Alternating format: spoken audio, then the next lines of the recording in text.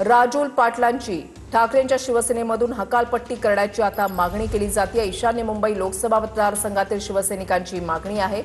संजय पाटील ठाकरे सेनेतून फुटल्यामुळे शिवसैनिकांची मागणी आहे। राजूल पाटील ठाकरे सेनेतून नगरसेवक असल्यानं कारवाईची शक्यताही कमी आहे। आपण पक्षासोबतच राहणार, याआधीच राजूल पाटलांकडून भूमिका स्पष्ट करण्यात आलेली आहे। वडील संजय दिना पाटील यांनी ठाकरेंची साथ सोडल्यानंतर राजूल पाटील या मातोश्रीवर गेलेल्या होत्या आणि त्या ठिकाणी जात त्यांनी आपली भूमिका स्पष्ट केलेली होती की आपण ठाकरेंसोबतच आहोत असं त्यांच्याकडून स्पष्ट करण्यात आलेलं होतं। मात्र आता राजूल पाटील यांच्या हकालपट्टीची मागणी आता शिवसैनिकांकडूनच केली जाते।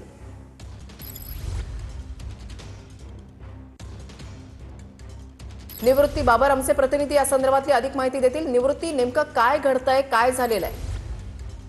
नक्कीच आपण पाहतोय की 22 तारखेला संजय दिना पाटील जे ईशान्य मुंबईचे खासदार आहेत त्यांनी शिंदेच्या शिवसेनेमध्ये पक्षप्रवेश केला आणि त्यानंतर ठाकरेंच्या शिवसेनेमध्ये प्रभाग क्रमांक 114 मध्ये संजय दिना पाटील यांची मुलगी राजोल पाटील नगरसेविका आहेत आणि त्यांची पक्षातून हकालपट्टी करण्यात यावी अशी मागणी ईशान्य मुंबईतील सर्व शिवसैनिक करतायत।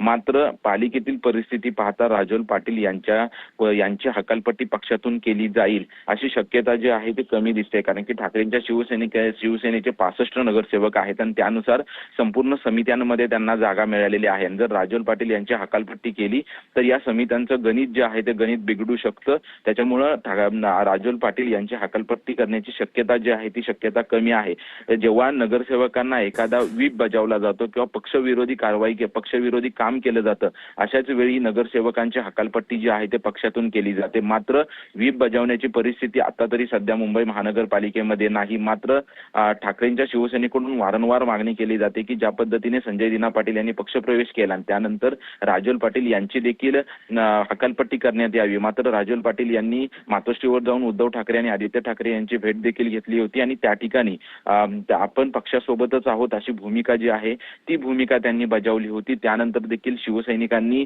त्यांच्या हकालपट्टीची मागणी करण्यात आलेली आहे। उद्धव ठाकरे यांनी ईशान्य मुंबईमध्ये दौरा केला होता, त्यावेळेस देखील राजोल पाटील जे आहे ते अनुपस्थित होत्या। मात्र पालिकेतील कार्यक्रमांना जे आहे ते राजोल पाटील उपस्थित असल्याचं आपल्याला चित्र पाहायला मिळतंय।